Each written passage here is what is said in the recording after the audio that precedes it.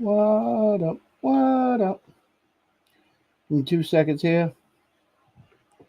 All right.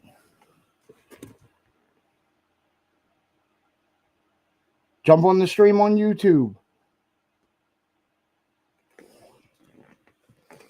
All right, guys. Let's get rolling.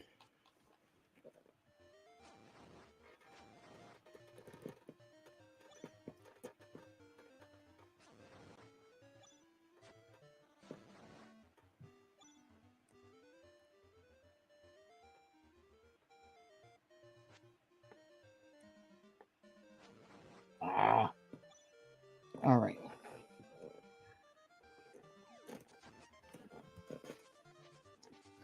Hold on. I'm going to send somebody this link real quick so they could jump on.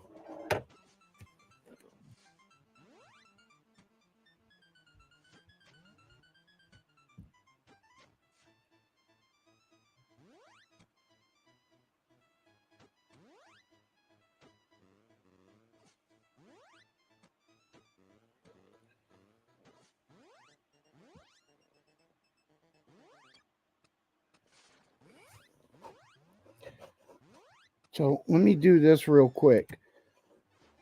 That sounds like a... Oh, shit.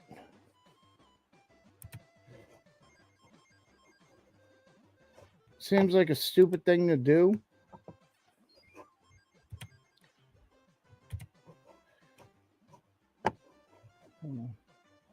There we go. All right. I'm just doing that for a second. Because when I'm using OBS, it is the stupidest thing in the world. My mouse doesn't work properly.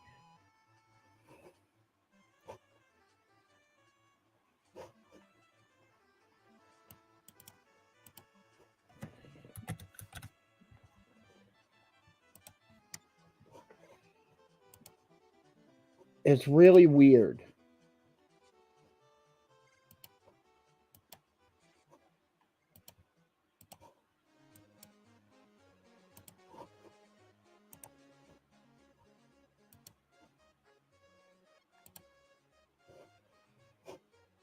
All right. Shit.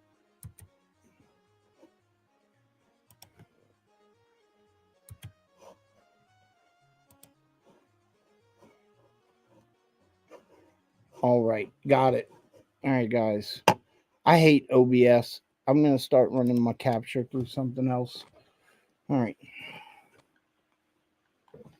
Going back to PS2 on the Nintendo X Retro Lizard. Wait, nope, that's PS1. There we go. Back to Dark Cloud. We have a boss fight today. Nice. Nice.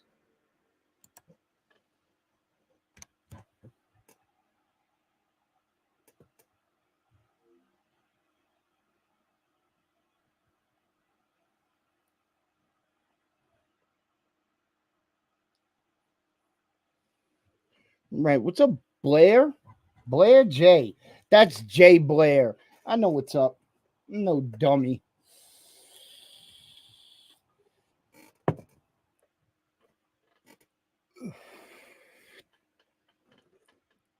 I'm no Dumay, despite what my father told me every day when I was a kid.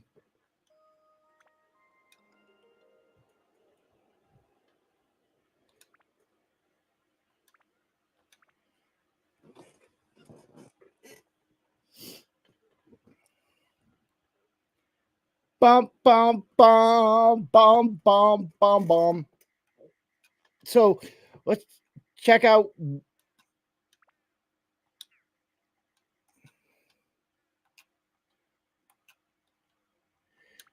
let's check out how everybody's doing, what supplies we need. All right. Everything's good with him. Everything's good with her. Goro needs a weapon repair, but that's about it. We need to go back and build up his weapon a little bit. So we're definitely going to do that real quick. Let's give him some water. Let's see what weapon he's using right now.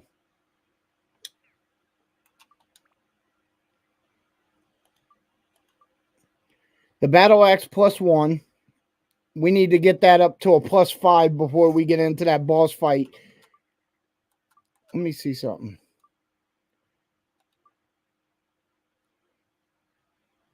Shit, this only has an attack of 34. He starts at an attack of 68. So it's a pretty strong weapon, but we're still going to grind it up a little.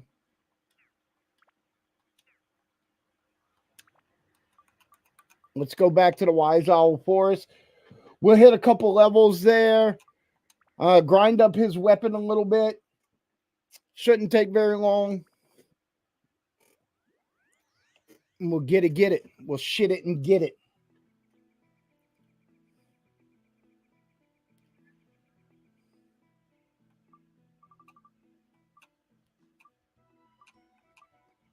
Let's go to Territory 6.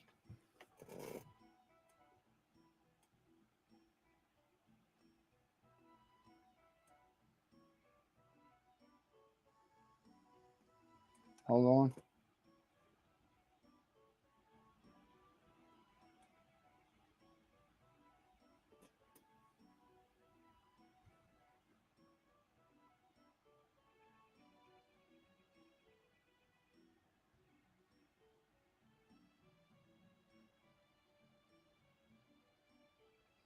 Floor 10. So we're on floor 6 right now. So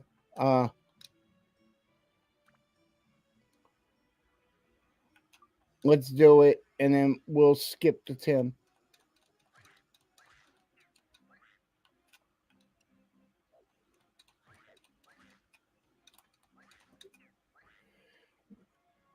The reason you want the werewolves is because they give you the most XP.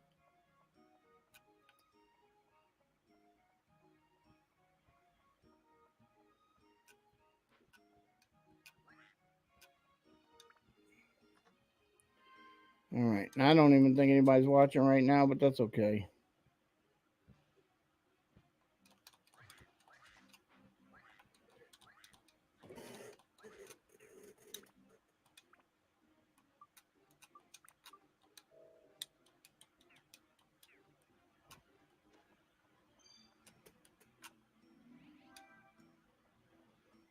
But we're here to kill monsters. That's what we're here for. Let's keep some space in the bag since we're right here. We'll go ahead and give him that chestnut right now. I knew he wouldn't want that. It's okay.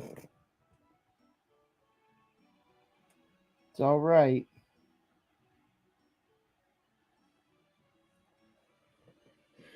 All right. And we need to go down this way.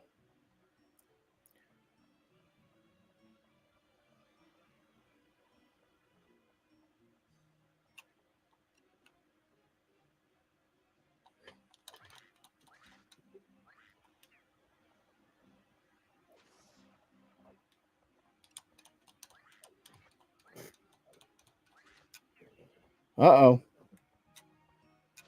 My antidote amulet broke. It's probably not good.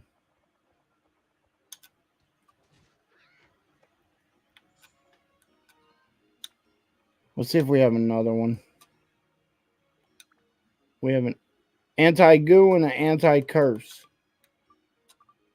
Let's put an anti-goo there. Just so we could get right up on those stupid plants.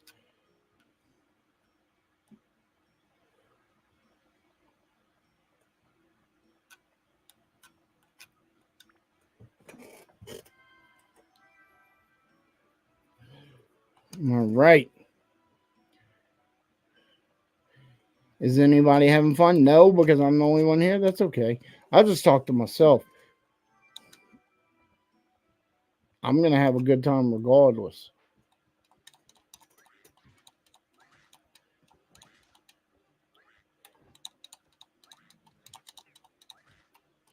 Poison.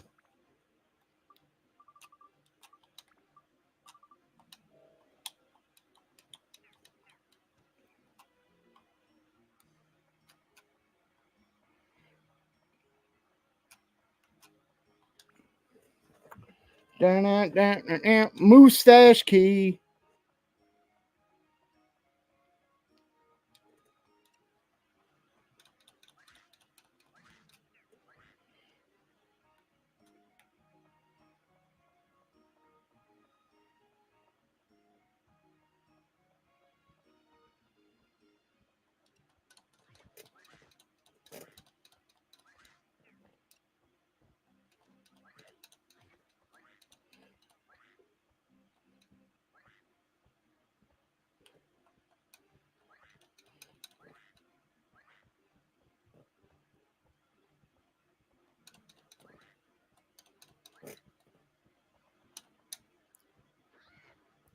Quit getting out the way, motherfucker.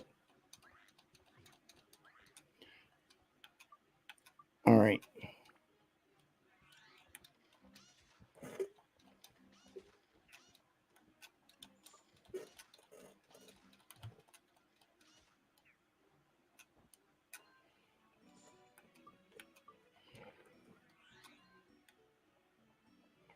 I know we here for Goro, but goddamn, they was making that a little extra difficult.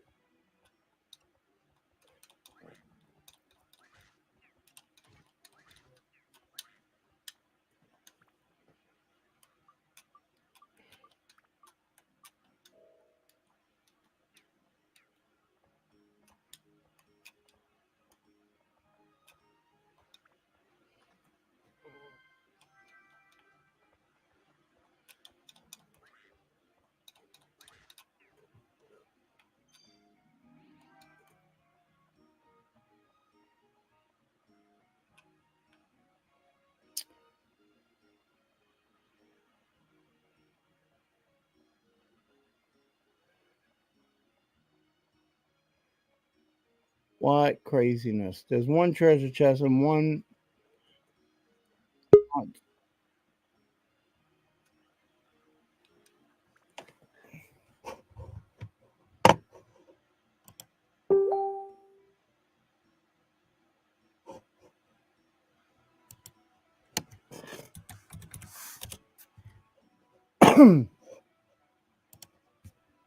Oh, what up? Hold on. I'm trying to get you in right now. There we go. Boom. Yo, Yo, they call me Hat Guy. what is happening, Senor Bill Tando? Just Bill Tendidioting around. Well, that's what's up. Just dude, I've been live streaming this game for like the last week every day, 2 hours a day. Grinding it. Huh? Grinding it. Oh, and you know what? It's funny you say that. This is my favorite game of all time. It's very Zelda-like. Yeah, it does. Like the map looks like the Ocarina map or Ocarina, however the fuck you say it. Ocarina. Am I allowed to cuss on your channel? I apologize. Absolutely. Okay. I was in the Navy at one point in time. So in the Navy. Hey, I joined the Navy. You did? Yeah, I did. You were a seaman. I was a seaman. We were just a couple of seamen over here. I was not. You were not a seaman ever? At one point in time, you were. Nope. Biologically. You were a seaman at one point in time. Yeah, well, true. I was a Ricky for a minute, a designated fireman, believe it or not, and washed out of boot camp. Failure to adapt, man. I'm not doing push-ups. Look. It was a deal breaker. A lot of people can't swim, and that turns out to be their downfall. Oh, I learned that pretty quickly. But no, that wasn't my issue. I grew up on the Gulf Coast. on the Gulf Coast. Yeah, I grew up swimming in bayous. Like I don't give a shit about that. Oh Jesus. It's So a how long. are your parents closely related, or is that no? Do what? I said, are your parents closely related? No, Growing up on the bayou. no. I'm from the Appalachian Mountains, so So your I get parents that. are closely related. I thought we had something in common, but I guess not. Well, not that one. Maybe other things. Yeah. Yeah, the washout rate for the Navy is a bit higher than people think it is. I was a corpsman when I was in the Navy. Uh-huh. That's cool. They called us the pecker checkers. Yep. Watch me pee, baby. They did. Yeah, there's a lot of PS2 games that I love. I think that's probably my favorite system. That's what this is, right? Dark Cloud. Yep. Mm-hmm. I've never played it. I own it, and it's a scuffed up disc only. But who cares, man? Yeah. You know, this is a funny thing, but I tell people all the time, I've never sold this game, and I sell games for a living. Yeah. I give it away. Yeah. Because I want people to play it. Yeah, I definitely should. I have it. I tried to play it, and the console told me to get fucked. So I've yet to get it resurfaced or anything, but man, I'll give it a shot. That's why you need one of my emulators. Oh, dude, Dude, that's what I'm playing on right now. Like I've got a free McBoot PS2 and oh yeah, I do PS2 mods too. I do the same thing. I'm an original hardware guy. That's why I have the CRTs in the back and shit. I've got a Grand Wago right beside of me that weighs like 400 fucking pounds. I used to be the original hardware guy, and my whole thing is, at some point I realized I had a giant collection and I didn't play most of it. I didn't care about most of it. It just took up huge amounts of space. It takes up so much space. And so I was like, I just want to play games. So, I got me an emulator. I started playing some games. And then I was like, this is so much easier. So then I started building all kinds of emulators. I love emulation. And I think it's like obviously anybody that knows anything knows that that's the only way that these games are going to survive down the road. Right. I mean, it's like disc rot is a real thing, right? And it doesn't matter how climate controlled your environment is, that shit is going to deteriorate over time. Yep. Especially Sega Saturn games. I don't even this is a huge point of contention with me. I think the Sega Saturn fucking sucks. I do not like the Sega Saturn at all. Dude, last night on Gameonia, when we were doing our live show, me and Joel, we had people pretty hot because we were both saying that neither one of us really care for the Sega Saturn. Prove me wrong, dude. Only incels play fucking Sega Saturn. So here was the thing with my Saturn. I about 5 years ago, I'm like, man, I really want a Saturn. I want to start playing Saturn, and got a Saturn. How long did that laser last you? It lasted till I sold it because I had a buddy, and he's like, man, I just found a bunch of Saturn games in my basement. Do you want them? And I'm like, sure. And he gave me like some good games, like Three Dirty Dwarves, which if you like beat 'em ups, man, it's amazing. But for the most part, like that was pretty much the only game I would play once in a while. Yeah. I didn't really care for the games. And so at one point I looked at my shelf and the Saturn had been sitting on the shelf for a year to 2 years, and never once in that time did I think, hey man, I want to play the Saturn. And I was like, okay, I'm just gonna sell everything. Totally makes sense to me, dude. And not for the purpose of just shitting on it out of boredom or anything. It's just I have not been able to find anything that really made me be like, damn, this validates me owning this console or paying the ungodly price for the games. Yeah. No shit, huh? You know, just the diehard Sega people always freak me out. Yeah, that's why on my website I have a T-shirt for sale that says, and it's in the original Sega font, and it says "Sega kids are weird." And actually, I sell a decent amount of those, and guess who buys them? Sega fans. Yep, Sega kids. Yeah, they don't give a fuck. Now, this is me. I'm an Atlas fan. I love Shin Megami Tensei and Persona and all those games, but they bought Atlas and saved Atlas's ass. Yeah. So I'm thankful for that. But like, I love Sonic. I think Sonic is great. Now, I do think that there have been more bad Sonic games than good, but the ones that are good are really good. Right. You know, but outside of that, I'm just like, there's not even that much on the Sega Saturn to make me care, you know. Right. Yeah, I don't hate the Saturn. It's just not for me. I don't really get it, you know. I love the Dreamcast. Oh, I love the Dreamcast too, man. Shenmue. That's where I learned how to play Tony Hawk Pro Skater. It's the best version of it. Yeah, I have some great memories of the Dreamcast, you know, but not so much with the Saturn. I don't care about the Saturn. Yeah, I think for me, like PS2, Super Nintendo. So for me, like in the Saturn era, obviously I was a Nintendo 64 guy. Yeah. And that's all I really cared about. My neighbor that lived in the apartment next to me had a PS1, and 99% of the time they used it as a CD player. So, oh, did they have the components in the back? Yes, I actually have a Japanese one of those right now. Evidently, the sound quality you get out of CDs with that particular model is just like audiophiles love it.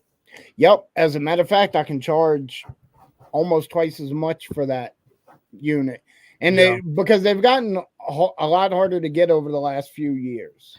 Well, there's a whole thing behind that that's just so annoying. Like when gaming, like retro gaming specifically, has become such a jaded term for me because it's like all influencers and like flexers and people, oh, this is how much this is worth. It's like, I don't give a fuck how much it's worth. I want to know, like, why does it matter? What's great about this thing? Why is it so cool? Right. And people don't even want that shit to use it. They just want it to flex or to like flip it for lots of money, you know? Well, I'll tell you right now, I'm a flipper, but I don't care about the flex.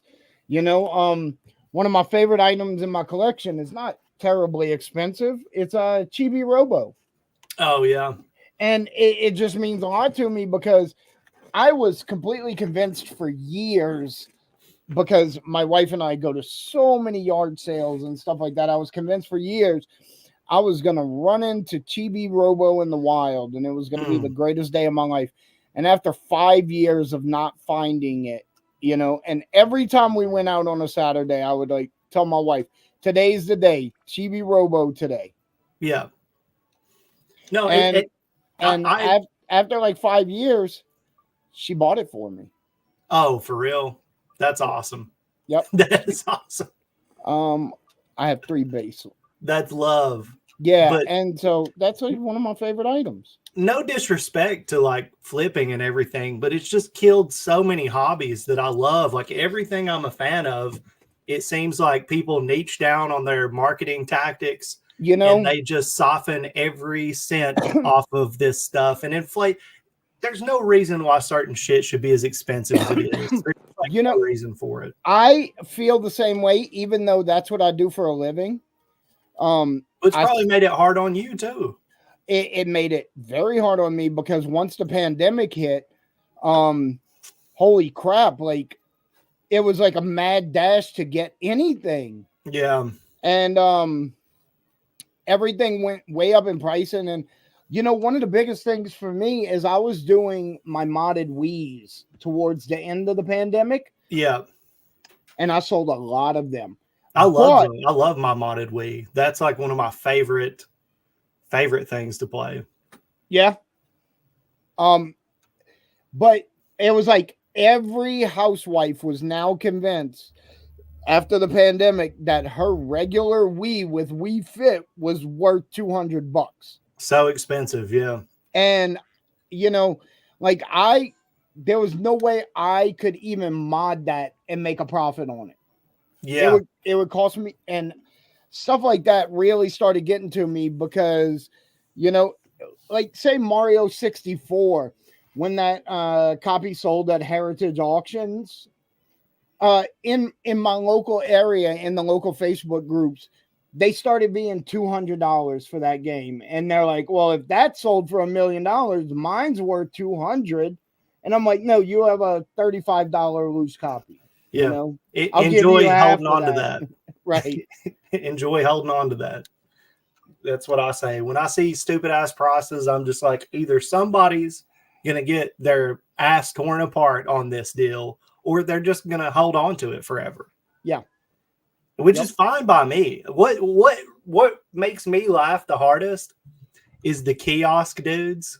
That shit is so funny to me. You're gonna tell me you're gonna pay $15,000 for a fucking kiosk that's gonna sit there and just be a non-movable gigantic piece in your room? That, I mean, good luck with that.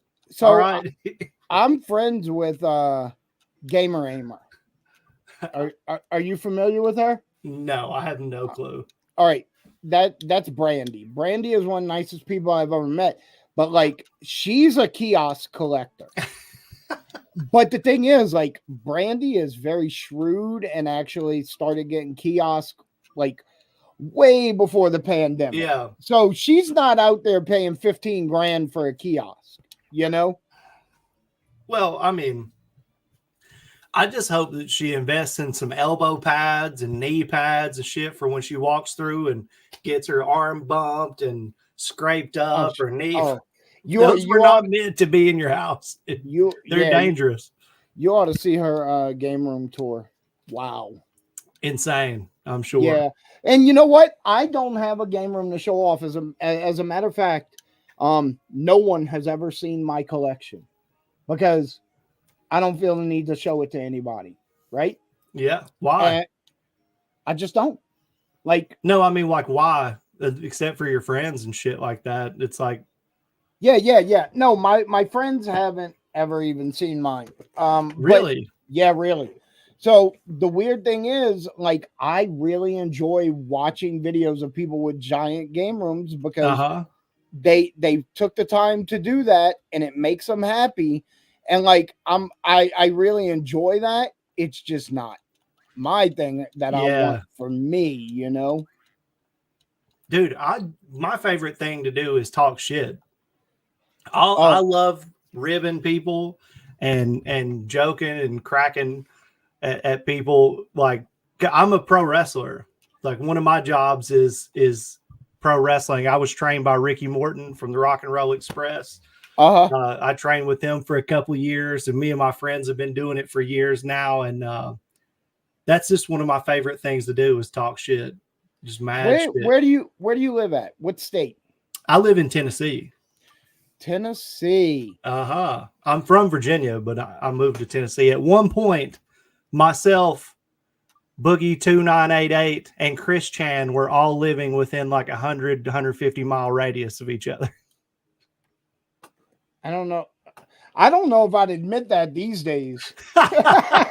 No, I just think it's funny. It sounds like a not great circle at this point. I recently learned like about Chris Chan, like in the lore of Chris Chan. Like, I had no fucking clue until like it has been, and I'm not that far into it now, but I have learned quite a bit, and it's funny to me, dude. I know that it's kind of fucked up to laugh about that shit, but the lolcow scene, I'm learning about it. I had no idea about any of this stuff, dude. Like, I was just too focused on playing punk rock music playing my games, wrestling, making my own videos and shit. And then I learned about like all these creators of old. Like, who hasn't seen the Francis video of him flipping the fucking magic card table and like chugging Mountain Dew? And then I'm like, dude, that guy, I played his high school in football. Like, I know that. I've been to his school several times and shit. I found out about Boogie, and then I found out about Chris Chan. I was like, dude, since when has this part of Virginia been this big of a deal on the internet? And how did that happen? Right? Fucking Virginia. Dude, like I was talking about the inbreeding, dude. I'm telling you, this is... So here's a little interesting thing about me that I don't really talk about anymore because I'm 47 now. Yeah. I have never been one in my life to shy away from trying new things, right? Uh-huh. I've done stand-up comedy, and one of the things I've done in my life is I did train as a wrestler at King Style Academy. Wow. That's awesome, dude. And when I was probably, I was about 23 years old at the time. Okay.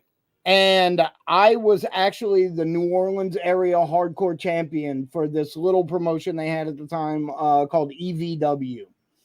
And it wasn't really much of anything, but I left while I was still champion. I vacated because I worked construction my whole life, and I fell down a hole and hurt my back, and I had to go to physical therapy and everything. And then months later, I did just a training match, and I think I'm back in shape. I'm ready to go.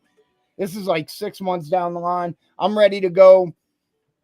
And then I get in there and I do a 7-minute with somebody, and nope. Game over. I was in bed for the next 2 days. Shit. And I was like, okay, I guess that's it for me, Which, dude, it's the bump card, dude. You never know when you're taking your last bump. Yep. It just happens, and then it's game over. I'm probably gonna hang it up at the end of the year. I mean, I'll be 35 in June, and there's just a difference between what your heart says you can do and what your body tells you. Boy, you telling me. That's the difference. Like you don't have a choice. It's just like love. You don't choose who you love. It just happens. When you're done in the ring, it's over.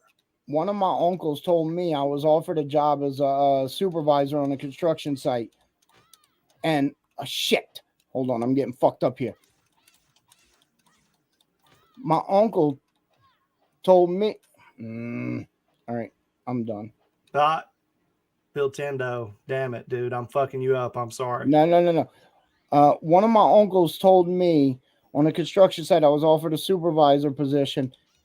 And he told me, he said, Bill, the thing is, every day, everybody at one point takes off their tool bag for the last time. And you don't know it's your last time taking off your tool belt.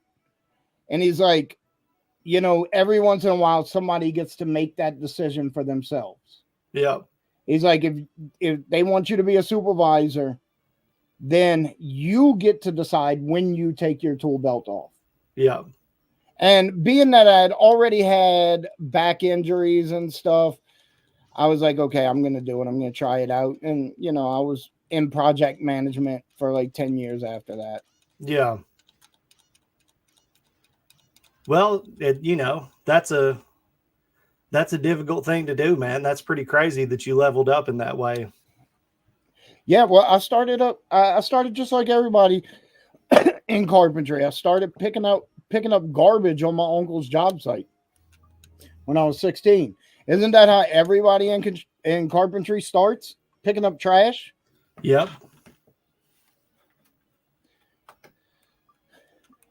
I've done it. I was in HVAC work for a long time, and picking up trash and grabbing and running tools. That's kind of how you start. Yep. But yeah, dude. When did you first start getting into like modding consoles and stuff? Was that before you started doing emulation? I actually, I I would say the first thing I ever modded, any kind of mod, was I was the first seller that I know of that modded every Nintendo 64 with a region free tray. Oh, Whether it came from America or Japan, everyone I have ever sold has a region free tray in it so you can play American or Japanese games. yeah. And I never charged extra for it, but I always put it as a feature. Mm. Look, you buy a console from me, it's refurbished, it's tested, it's clean, and it will play American and Japanese games. Yeah. And so like that was my first like hardware mod, I guess. And then I learned how to do it with the Super Nintendo to play Super Famicom games. Yeah. And then like from there went into Dreamcast, and that you can use a boot disc Yeah. to do a disc swap. So then I started selling the disc. I don't know. It actually came to me, modding and then moving into emulation actually became a thing for me. Hold on. All right. Basically as a way to increase my business. Yeah. I wanted to offer stuff that not every seller offered. So when I started offering, well, my consoles do this and nobody else's does, Right. And so I was always on the lookout for new cool things and started working on things myself. Yeah. That's super cool, man. I've always been interested in it. And to be honest, I've seen your shit pop up like all over the place for a while before I ever said, hey, let's do something, together in the content creation space. But I was just like, this guy has done a lot for a long time. It's impressive. Well, thank you. I don't think it is. My wife, she is so not in the video game or content creation spaces. She's a nurse by day, and then she also runs the office at a concrete company. Wow. And yeah, she works 2 jobs full time. She is an absolute beast. But like when it comes to this stuff, I'm like telling her this, and I'm like, this is what I'm working on. This is what I'm thinking. I'm gonna try to do this, and I want it to do this. And if I could do that, I got a product nobody has. I'm working, and realistically, I'm working on something right now that is absolutely not for sale anywhere. It's going to be the absolute only one of a kind. And basically my wife tells me, she tells me all the time, I start telling her all this crazy shit because I'm kind of like a lunatic when my ideas start churning. And she's like, I don't understand any of what you're telling me, but if you think it's going to work, I trust you. She's like, you're the only person I know that left a construction project management job and started doing your hobby full time, and you started in the black, And she's like, most companies fail in the first 5 years. The first 2 years of every company is in the red. And she's like, you started on day one in the black and have maintained that for years now. Yeah. I mean, at this point, I've been in for like 5 years. Yeah. And to be honest, I probably have a maximum of $2,000 credit card debt. Damn. So I don't owe anybody shit, Yeah. Yeah. That's I try to stay that way, man. Like I don't handle, like if I know some shit is hanging over my head, it's a way bigger cloud in my head than it is in real life. Oh, and that's what I mean? Yeah, well, I got you exactly, because that's a really, really big thing with me, and it's probably why I have a zero debt business, is because I mentally cannot handle owing people money. Yeah, it drives me nuts. It makes me feel like a piece of shit. Yeah, it is. It is not who I am. I got this bad boy, and I had a friend beef it up with the hardware. Can you these guys? Are you fucking joking? Look, dude. Twinsies. Look at it. my Retro Lizard and my Retro Lizard XL are built on Dell Optiplex Mini, or you have the Lenovo Think Center right there in your hand. I have a Think Center right here. Yeah. It's just a different version of it. But yeah, the mini PCs are absolute tops for emulation. I got that for $40. Really? That's a great deal. And then I have a friend who's like got a way bigger YouTube channel than me who took it and just decked, like he put the biggest, most powerful components that will fit into that thing into it. So what are you running on it? I have no fucking clue. I don't know. Like as far as emulators or like specs? The emulators. Everything up to the PS3 is where it taps out.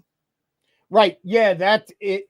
So with the mini PCs, you should be aware. Like I have my XL runs OG Xbox, GameCube, and PS2. However, those games are actually hand selected and hand tested because it'll play almost every single GameCube game. It's going to struggle with a lot of PS2 games. Like you're not playing Guitar Hero 3 on that thing. No. And luckily I have the guitars and the actual discs and plus free McBoot and stuff for that. Yeah. Because, well, and I have a nice gaming PC also, which is what I'm using right now. And I can run any PS3 game 60 frames per second pretty much on this thing. I mean, we all know PS3 emulation is just fucking, I mean, those people have been killing it. What's the name of that project? RPCS3. That shit is amazing. It's amazing. Chase, I need 5 minutes. I got to piss really, really bad. I'm on blood pressure medication. You can hang out for a minute. I'm just going to leave this pause. I'll be back in 5. Oh, no problem. All right. Thank you, sir. Yeah. But dude, Bill Tendo, the legend, doing the damn thing. Yeah, these little Lenovo mini PCs are legit though. Like I know a lot of people may not understand what you can do with these things, but it is like a laptop practically with no screen or nothing else. It's just that hardware. And to use this thing, if you've got like a gaming PC that you want to play something that's like really demanding and you need something to plug into another PC to like stream. So I could just run like Streamlabs or some other streaming application on this thing and get a capture card, plug my gaming PC into this, stream only off of this, and then play my demanding game on my gaming PC. Stuff like that comes in clutch. Plus, what if you want to be out and you don't want to deal with a fucking a laptop, but you want like what you can get out of a normal PC in like a remote location or something? You get a small monitor, like one of those like little stand-up monitors or a couple of them, and that shit's amazing. I'm sure that the homie Bill Tendo does some pretty amazing things with those because I know I've got some really cool results out of using that thing.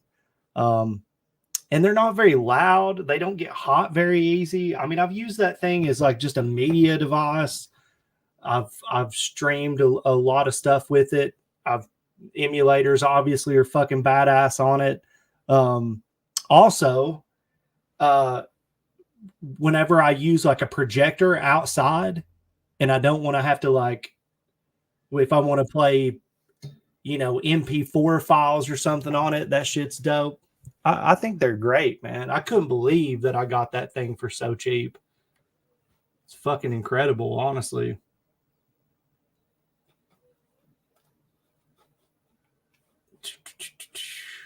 Let's see. I think I need to share the Bill Tendo YouTube channel on my stuff. Get some more people on here. How the hell do I do that? Bow, bow. Dude, I'm so tech savvy. Look at me. I can't even fucking do this. Here we go.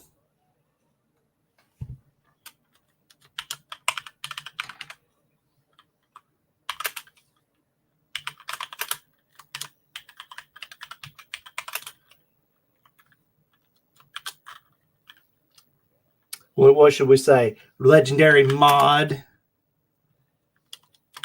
Madman. At Bill Tendo. There we go. Give everybody a big shout out here that's chilling. There we go. Maybe that'll get some action on the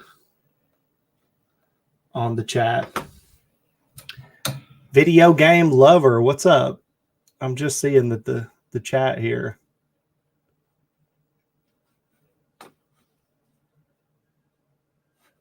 Anybody else Dark Cloud fans? I feel bad, like this is like one game that I've heard a lot about, and people have been telling me that I need to play it, and I still have never played Dark Cloud. Though I've tried. Like I said earlier, I own the disc, but my disc is damaged, and I need to get that fucking thing resurfaced. I'm afraid to get my shit resurfaced because I've heard horror stories of people taking games that they love and get them resurfaced only to find out that the resurfacing machine has fucked their game up. And I mean, that would piss me off beyond just having a scratched up disc that won't play, having one that's like practically snapped in half. Nobody wants that. Nobody wants that.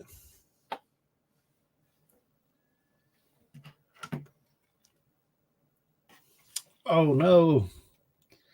People hitting me up.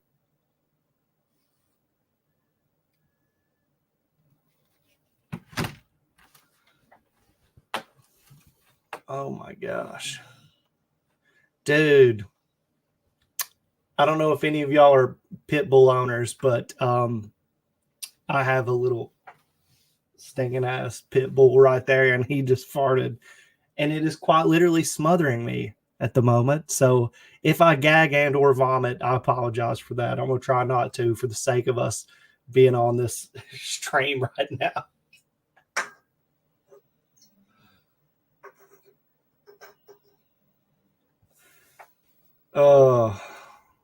But I just made a post about the stream on my channel, so we'll see if any of my homies pop in here. It's a bit early in the day, but we will see. We will see.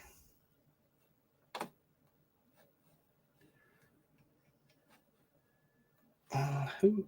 Dark Cloud. I'm curious who published this. Level 5 is the developers. Very cool.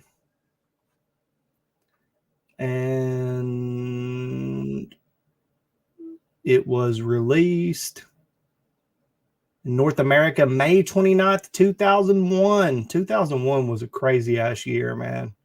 It really was.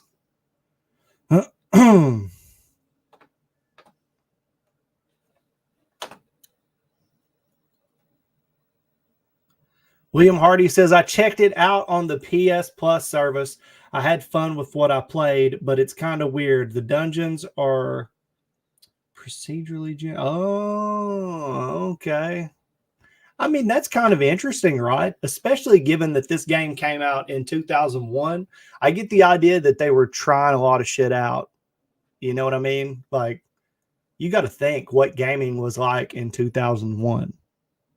1998 was a huge fucking year. Like, if I had to pick a year that changed gaming, at least in my lifetime, and when I was like actually had my brain developed enough to actually play games and understand what was going on, 1998 was a fucking banger. So much crazy shit came out that year. But 2001, man, like, you know, there's a lot going on in this game. for that time period. And I am a fan of action role-playing games. I think that they're a lot of fun. Like turn-based is cool with me. But I like the action RPGs. I really do. Reminds you of Pikmin 2. Funny enough, I just recently got Pikmin complete in the box from a thrift store for $3. And this thing is in incredible shape. When people say that retro game collecting is dead, there's no reason to do it anymore because you're not going to find anything and scalpers have fucked everything up. While that is true to a certain extent, you can still find gems out in the wild. They're still there. Absolutely. They're still there. Hey, he's back. Oh, I got a confession to make. Oh, God. I didn't have to take a leak, bro. I don't know what happened. I just started bubbling. Had to run. Look, me and my best friend, right? Like I said, I'm just turning 35 in June. Uh-huh. And we have both talked about how like our elders didn't express to us enough what the number one and the number two situation was going to be like in later life. Like, 10 years ago, if we're on the way to a movie or a show or something and I got to take a leak, it's like, bro, I can hold it for 45 minutes. I'll be all right. Now it's like when nature calls, you answer that bitch on the first ring. And if you don't, it could be a bad situation. Yeah, if you don't, you're going to have fucking problems. It's just become a fact of life. And the worst thing about it is I'll be like, all day I'm good, but now I got to go somewhere. And then I've got to use the bathroom when I'm out. Like, what the fuck? I hate having to go to the bathroom out somewhere. I want to be on my throne at my home. I don't want to be having to do this shit outside. As I've gotten older, that doesn't matter to me. Like, no, I don't want to go outside. So we have a place by the lake, and it is 100% rustic. It belongs to my wife's family, and they have a family agreement to never develop it. Right? Oh, wow. So basically, it's a giant grass field surrounded by forest with access to the lake. And so we go out there, we put up tents, we barbecue, people show. But if you got to go to the bathroom, you got to go in the woods. And that's not my favorite thing in the world. Yeah. But at this point in my life, at 47, Walmart bathroom, I don't give a shit. When I was young, I couldn't even pee if somebody else was in the bathroom. I had the pee shiners. Now, I don't care. I'm letting it loose with people in it. I don't care. Like, I am not feeling like garbage for the rest of the day. Yeah. Look, that's your new shirt. Bill 10 don't give a fuck. Yeah, because I'm telling you right now, not me. Oh, that's funny as hell. I ain't the one. If it's time, it's time. So I was at this festival in like 2018. It's called Camp Punk in Drublic. It was No Effects, the punk rock band No Effects. They had their own festival, right? And it was like they made a joke about the Vegas shootings like 2 weeks before that show. So they got banned from their own festival, which is so funny. Like they had their own, their name was on the festival, like not as performers, but they owned it. Right. But got banned from their own festival. So we didn't get to see them. But it was a 3-day event. So we camped out and all this shit, dude. So you think about a bunch of middle-aged punk rockers. Right. Those porta-johns were the fucking worst. Yeah. The worst. Oh, festival porta-johns are always the worst, man. The worst. And look, I grew up working construction. Oh, yeah. So you're no stranger to that. In New Orleans, it would be 130 degrees in a porta-john and like 90% humidity. It was a challenge. You get used to it, Dude, so like you literally lived in the world of Fallout. That Yeah. was it. Going to the Oh, Porta John on the construction site you know, was you the know, Fallout scenario. it's funny you say that because I always tell people I am extremely confident that I will do just fine at in the apocalypse because I lived through Katrina. The only thing I had left was the clothes I was wearing. Bro, let me tell you, my cousin was in the National Guard and went down and did relief duty for Hurricane Katrina. When he came back, so my dad did 2 tours in the Iraq War, one in the Navy and then one as a combat engineer in the Army. Um, so he's like had several deployments, and so he deals with some shit, you know. But my cousin who came back from Katrina had the same kind of like PTSD type shit going on because he said it was fucking horrible. Yeah. Yep. I don't talk about it a lot with people because it is what it is. I learned a couple of really valuable lessons, and one of which is your personal possessions don't mean shit. Yeah, that's a crazy thing. Yeah, when it comes down to it, that's not where your brain is at. Nope. And would I do anything to protect and feed my family? Absolutely. So this weird thing, and I'm going to admit to some crimes here that ended up not being crimes, but it was definitely a crime when I did it.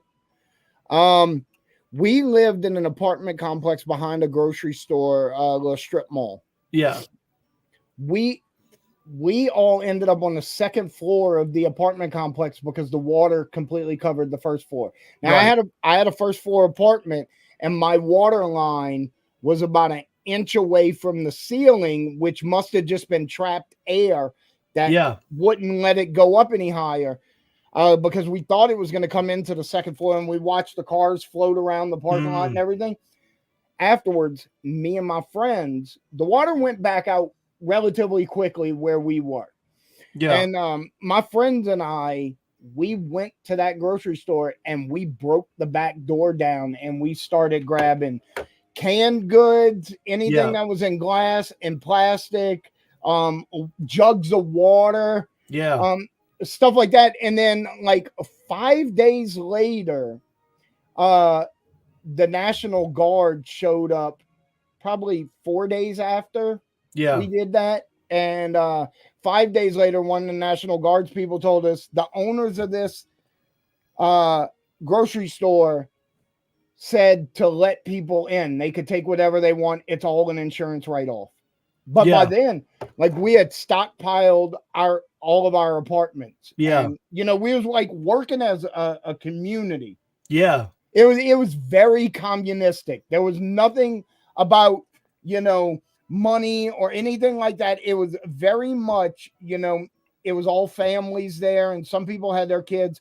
Luckily, my children were at a NASA center with my ex-wife. Yeah. Which was you. And then they went to Arkansas to get away from the devastation. Right. Yeah. But I stayed. And because I wasn't with my ex-wife anymore at the time. And, it was like people, like the women in our apartment complex of our friend group were like, make sure everybody had dinner. Like they made dinner together. Yeah. And then like the guys, we were cleaning what we could clean. We were constantly patrolling the complex because we saw somebody get shot over trying to steal a generator at one point. Oh, for sure. Yeah. And it was just, it was 100% a commune at that point, Yeah. That's so crazy, man. Thanks for sharing that with me because, like the only way that people ever know this shit really is through firsthand experience. Like I have a master's degree in journalism, right? So one of the things that we've learned, or that I learned along the way, was like the stories that we hear about shit that we don't personally experience are only coming from sources that were there. Really, the truth is only going to come out of the mouths of people who were actually there, because history is not going to tell the truth and the media is not going to tell the truth for the most part. You know, that whole history is written by the winners thing is way true. Yeah. Yeah. Kind of like, you know what my favorite example of that is? What's that? The Vikings actually had an extremely civilized, progressive society. But the history of Vikings, because they didn't have a written history, was written by the Europeans who were raided by the Vikings. Yeah. And so for hundreds and hundreds of years, they were lawless savages who just raped, pillaged, and murdered. Yeah. And it turns out that women in their society held just as much authority as men did. Viking was not a person or a designation. Viking was a job. Yeah. We are going to go a Viking. Yeah. And even then, it was only the raiding only came about because of their society was outgrowing what they could produce. Yeah. So I find like the history written by the winners thing, like the Vikings is such a great example of that. Yeah. It's way true though. I mean, you see that in so many different things that like when the facts don't match up with the stories. Right. And that happens quite often, you know. That's why myself, I'm like beholden to know, like, I'm not the biggest fan of governments, and I'm not the biggest fan of like bowing down to an authoritative figure, especially when it's made of human beings who are fallible. To pretend like those are like some kind of deity is kind of weird to me. But people, I'm a fan, like George Carlin. I'm a fan of people. I was lucky enough in my life to have seen George Carlin live twice. No way, dude. That is awesome. What was that experience like? It was actually kind of mind-blowing. So both times when I saw him, he was in between HBO specials. So basically what was going on is he was working out the material for his new HBO specials. Yeah. Right?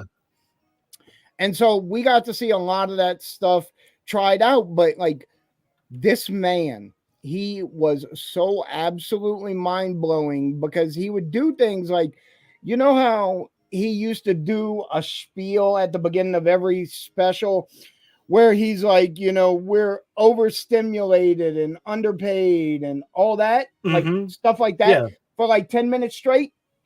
Dude, I saw him do that, one of those spiels live. Yeah. I'm like, there's no way. You know, like I said earlier, I did stand-up comedy for a little while. Yeah.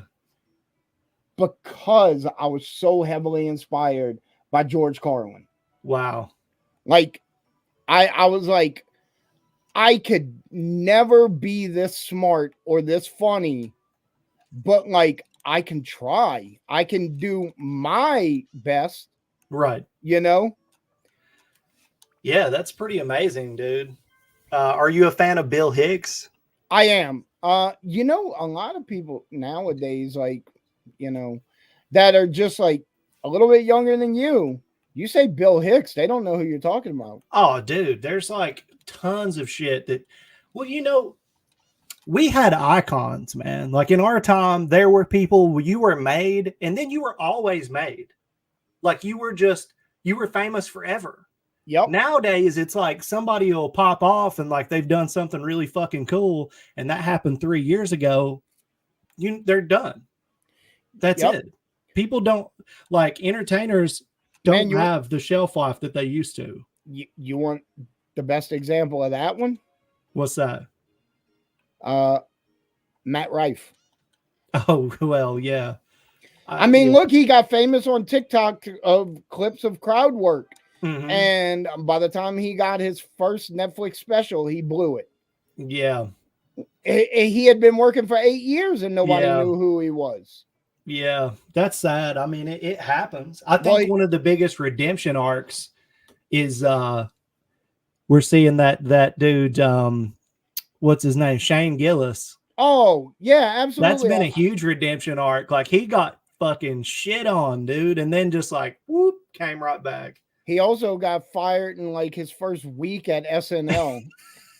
And he said then when they somebody I saw him on a podcast and they were like, when they asked you to come back and host, was there a part of you that almost told them no? And he's like, "Oh, I really thought about it and how funny it would be if I didn't, if I told them no."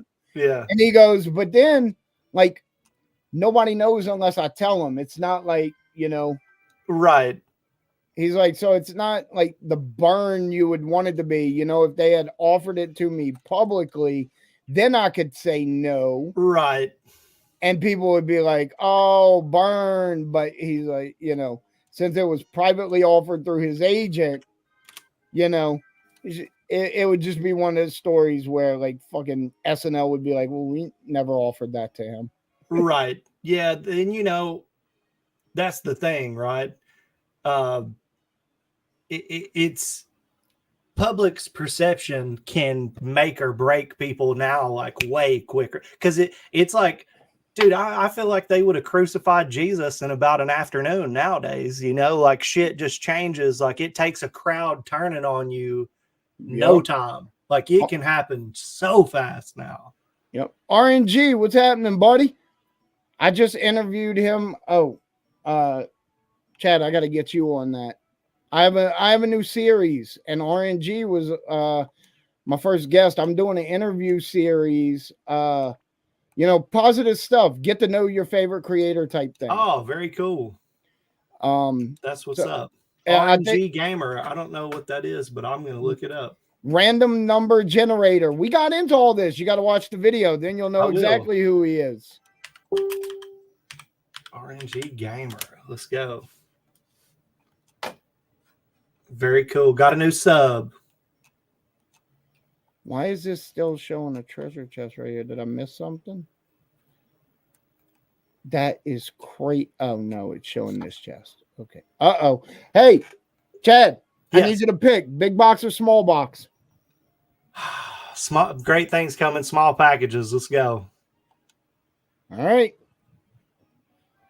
Bone slingshot. It's decent. It's decent.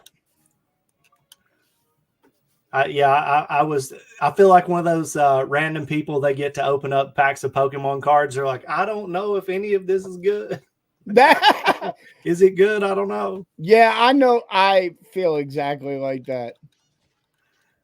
I'm a huge retro Pokemon card collector. I don't really like any of the new stuff, but like old school 90s, early 2000s shit, I'm a big fan of. I love it because I grew up with that. That was actually my first job ever. When I was like 9 years old, I got hired to open packs for a card shop. Really? Yeah. It was my first job. That's pretty fire. Hey, for a broke kid in the Appalachian Mountains, right? I couldn't afford that shit. So I had like a stack, of just like the best shit. And my friends would be like, what the fuck? Are you selling drugs at 9? Like, what are you doing? Yeah. Oh man, it's funny you make the drug dealer reference because, before the pandemic, when there wasn't everybody and their grandmother wanting to be a game seller, by the way, somebody told me one time, just shut the fuck up, game jockey. And I to this day, I find that amusing. That's wild. Yeah. Anyway, we used to joke around that we were the only people that had 50% margins or margins as high as we did for selling any item besides drug dealers. Yeah. Dude, I'm telling you, some of those Pokemon scalper dudes are making so much money. They're know what? I start feeling guilty. So I actually have a weird system for how I price my games. Yeah. Okay, hold on just a second. Okay. My my wife messaged me. So I forgot what I was even talking about. You were talking about pricing Oh. your games. Yeah. So what I do to price my games is I get like the last 10 eBay sold listings, Mhm. average that down, and then check it against price charting. And if price charting is close, then I go with the price charting because price charting in general is lower. Yeah. And so I feel like I give people a little bit of a discount, and I negotiate with people all the time. So it is what it is. But like I know for a fact, price charting is always going to be the lower end of the spectrum. Yeah. But you got to double check it against eBay solds because sometimes price charting is way off. I mean, you start. Oh, yeah. You start getting into games that go for a couple $100 and you cannot trust price charting at all. Yeah. All of my games that are that high, like I luckily got them in 2017, 18, because I couldn't afford them now. Like I've got Persona 1 and 2 complete in the box, and like Suikoden 2 and shit like that. Like I could never buy them again, probably. But I got them way before they went crazy. Yeah. I got lucky.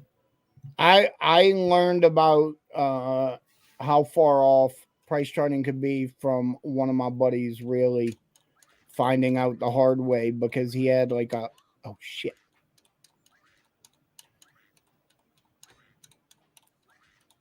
Hold on. No, these werewolves are not playing around, dude. Well, also these werewolves are pumped up with energy. That's why they're glowing orange. Yeah. And so they're twice as hard to kill. What's up, Bash? RNG, what delivery are you waiting on? But one of my buddies, he sold a game for like $50 right around pandemic time. Mm-hmm. And he had went with the price charting price on it. You know, he just checked it real quick. He sold it $50. And then a few days later, he looked at it on eBay sold and it was going for $350. Oof. And he's like, you know, never again. A bitch. Yeah. Oh God, that sucks. Yeah, that one's tough. And I've also had it the other way. Where I came across a whole box of Sega Game Gear games. Unopened case. Yeah. Right? So I came up on those, and price charting had that game at like $300 sealed, and these were mint, right? Yeah. So I started selling them at $200 because I had bought like 2 cases of them from a friend of mine. And probably a week later, I saw 2 dozen of them on Mercari and eBay, and they're selling for like $70 each. And so obviously a huge stash of these had been found. Yes. But price charting was still saying this is a $300 game, and it was actually going for $70 a month later. Look, and that's the thing. Like, what do we know about selling? They're worth what people will pay for them. That's exactly it. I tell people that all the time. You know, anybody can be a seller. You only need to know 2 things. Yep. You need to know what you're looking at when you see it, and you need to know exactly where to sell it. Yep. Because I'm telling you right now, man, I could put Chibi Robo in, you know, a mom's Facebook group for $12 and nobody's going to buy it. Right. They're going to be like, I'm not paying $12 for that old game. Well, that's just like what I'm dealing with like I have 2. First off, my girlfriend would die if she heard me talking about these things, but I collect CRTs, you know, and I've got 7 of them, and trust me, she wants me to get rid of these fucking things. But there are 2 that I really want. There's the Dell Sony Trinitron PC monitor, and a Sony PVM. Okay. They're both like sold for $600 to $1,000 now, right? Right. But sometimes you can find them on Facebook Market or whatever for like, somebody will sell them for like $60 or something because they're just like, hey, get this old piece of shit out of here. Yep. Or free sometimes. Yep. I have the big ass Trinitron. I got it for free. Yeah. But so many people are selling those damn things for like over $1,000 now. I'll probably never see one because the hype train kicked up, and let me say they are worth it. For if you really like retro games, that's the way to do it. A PVM or one of those Dell Trinitrons, right? And it's just they know what they're doing. They know what they're doing. But yeah, we got people in the chat. RNG Gamer says that he uses the Dell Sony Trinitron as the monitor on his desk when he streams. Yeah. So that speaks to the quality, man. People know what they are now, and good luck finding one. I definitely have found that 99% of the world does not give a shit about Trinitrons, but every gamer does. Yeah, dude. I mean, you will see JVCs and Sharps and all these good, I have like a 32-inch, I think it's a Philips right there. Yeah. Sitting on the floor. And nobody fucking wants it. Again, it's something I got for free. And if anybody ever wanted it, I would just give it to them. Yeah. But you put Sony on that thing? Oh, yeah. Yeah. It's over. It's over, man. Yep. Absolutely. Damn, he said even the PS5 looks great on it. That's crazy to think. So ahead of its time. Yeah, even Exhibit said it back in the day. Put together better than Sony Electronics. Speaking of a guy that was robbed of his time in the sun, that guy made so much fucking publicity for MTV and shit back in the day, and they gave him nothing. Exhibit? Yeah. I'm not surprised. Yeah, they really robbed him, man. The only person that's ever made money off of MTV was Rob Dyrdek. Tom Green. Tom Green definitely made money. Yeah, man. I remember how Jackass.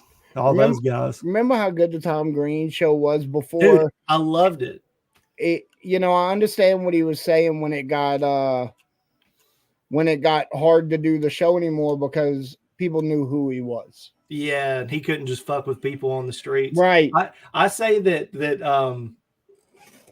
Tom Green ran so that Jackass could jump on a fucking rocket ship. I agree. Tom Green, the first episode of Tom Green, and I actually had the whole Canadian series on DVD. Oh, the public access shit? Yeah. I would love to see that, man. Yeah. I would love to. It was some pretty funny stuff. Some of it was not great, but public access. Yeah. But what he was working with, it was overall pretty good. But like I think my favorite Tom Green thing, and number one, I think it was his first episode on MTV when that dude drank milk directly out of the cow's tit. That is the first time I ever laughed so hard that I threw up. Yes. And I didn't even know that. Oh shit! That I could laugh that hard, Oh God. And then my absolute favorite out of all his skits, besides talking to people and having a piece of dog shit on the microphone, fucking genius, by the way, was when he was doing the Undercutter's Pizza, and he followed running up to the door. Yeah, and that dude chased him out his yard with a hammer. I'm like, that is. Well, the Slutmobile was epic too. Yeah, it was. And that didn't go over so well, so he apologized with a "Where's my dinner, bitch" statue. Yeah.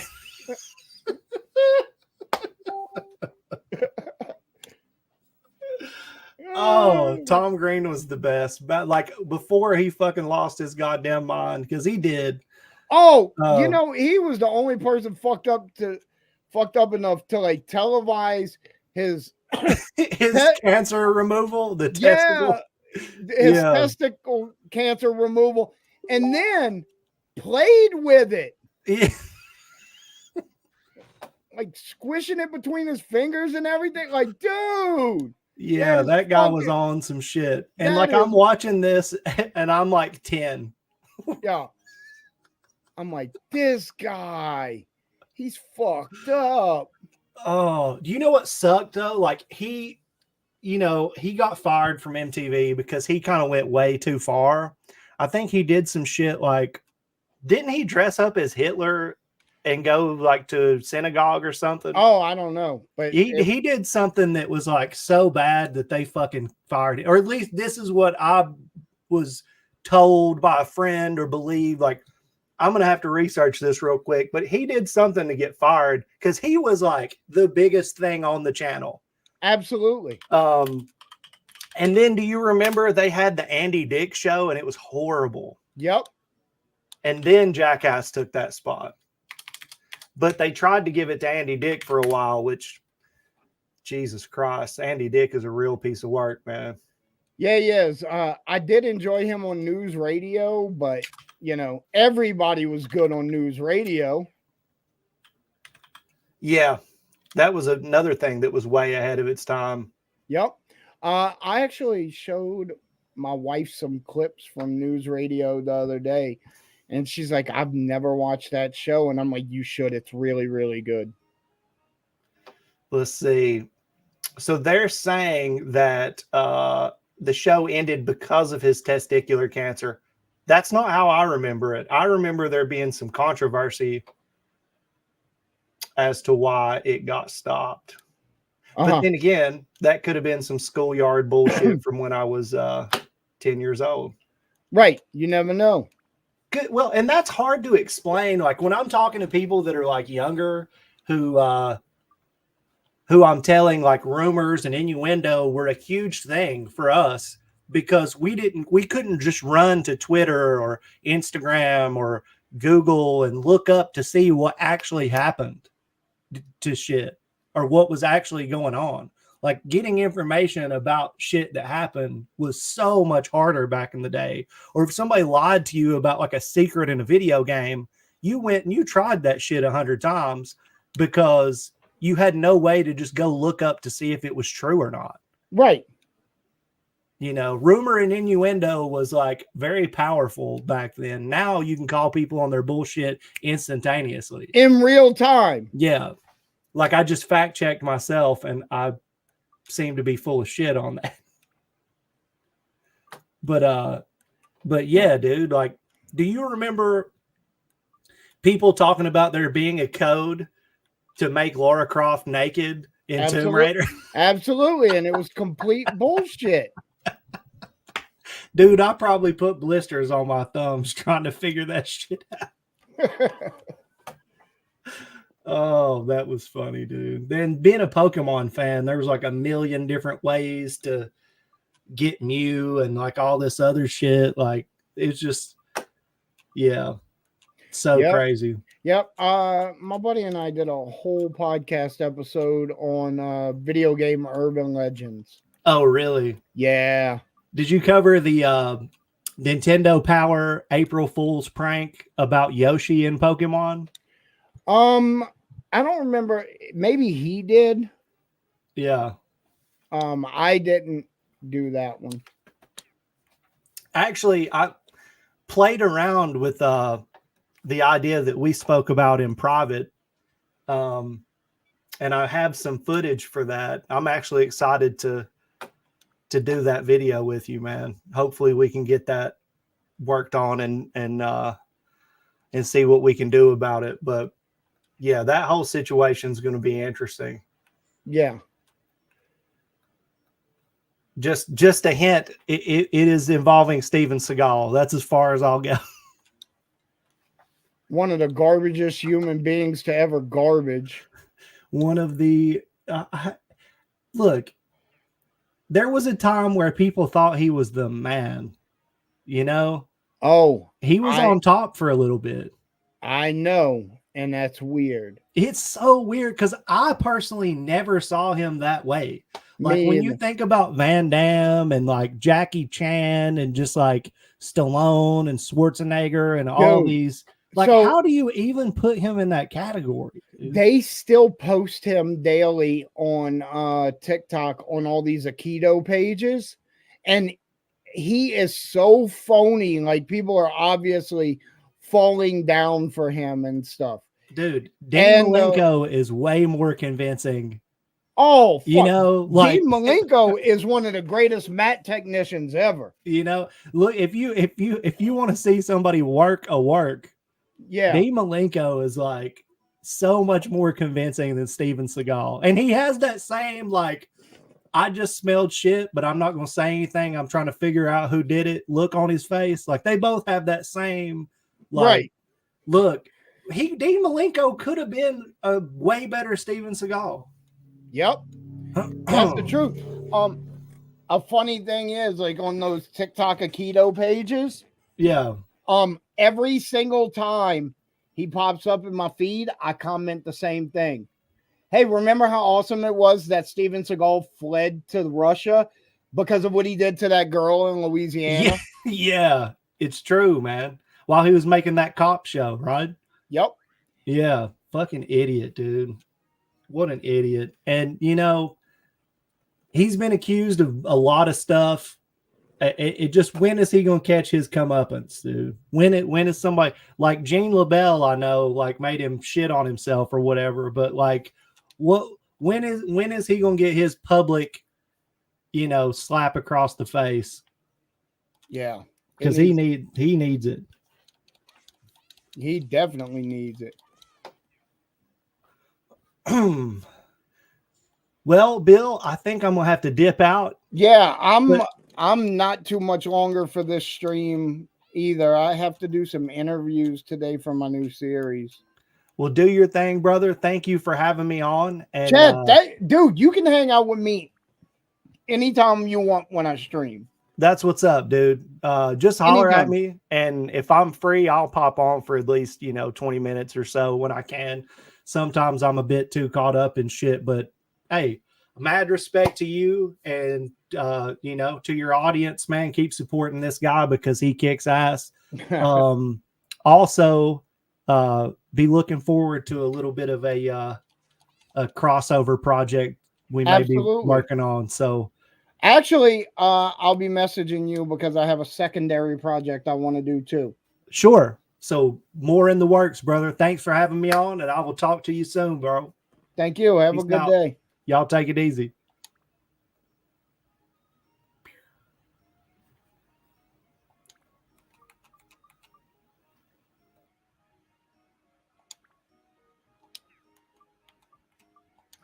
Bet RNG, who's next on the show?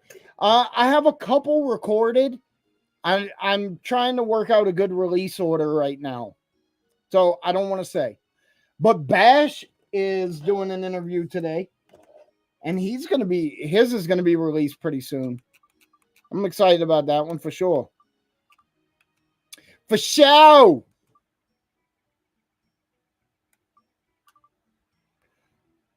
Wait a second. I need magic. I need wind.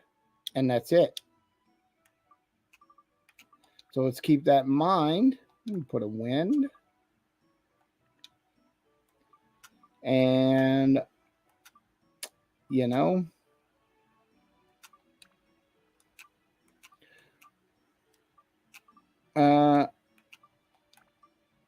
let's do a mimic and a beast. Nice. Oh wait, let's take that off of there. My metal is on 0. Let's make sure we don't have any zeros.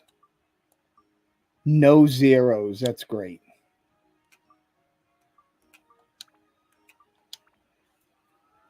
Nice. Boy,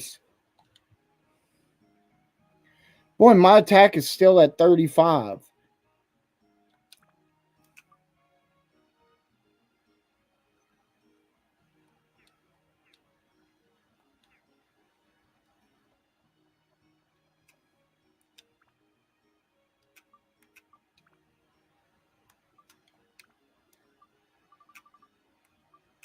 Uh-oh. I'm out of stand-in powder. Revival powder.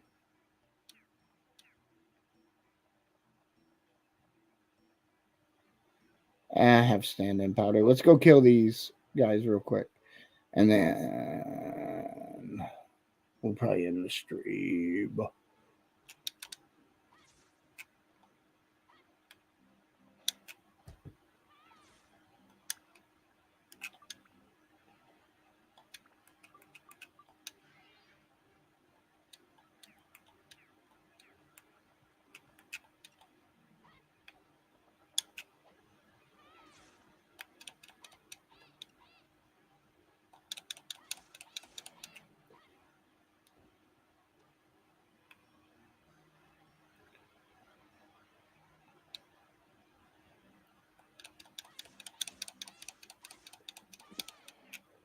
Got him.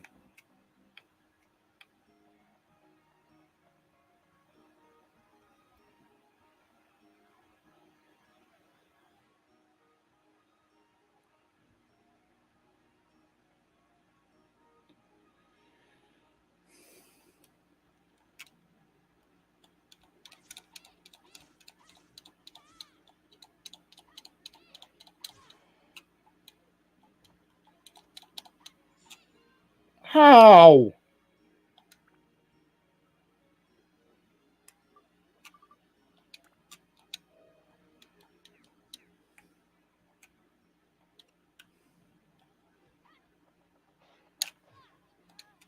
Well, that's going to be it for Bill.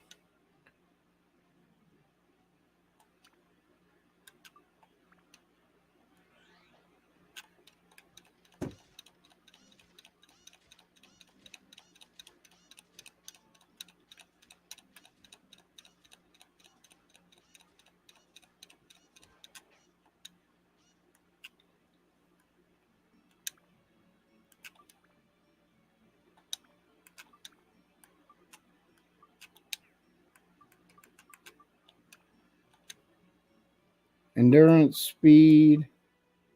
Oh, that one needs a lot of stuff. Oh.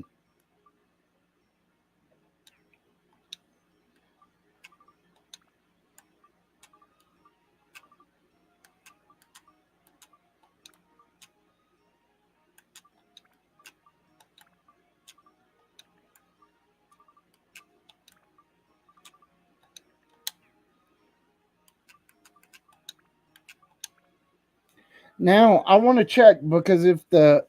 Do I have a steel slingshot yet? No, just bone. That's weak.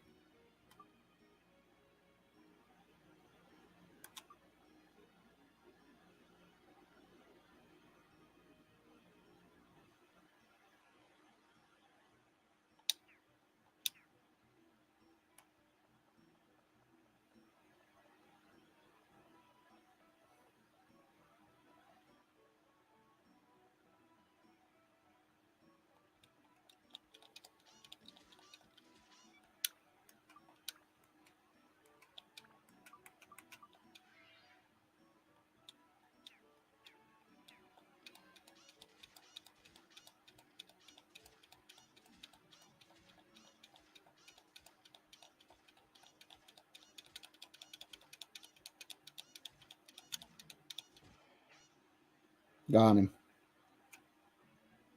All right. That's going to be it. Ooh, all right, guys. Bill is saving and getting out of here because I have some stuff I got to go do.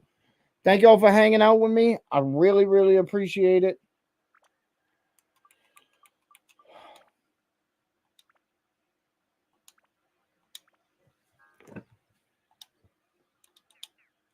We will be back tomorrow with some more Dark Cloud. Later, guys. If I can get my mouse to work.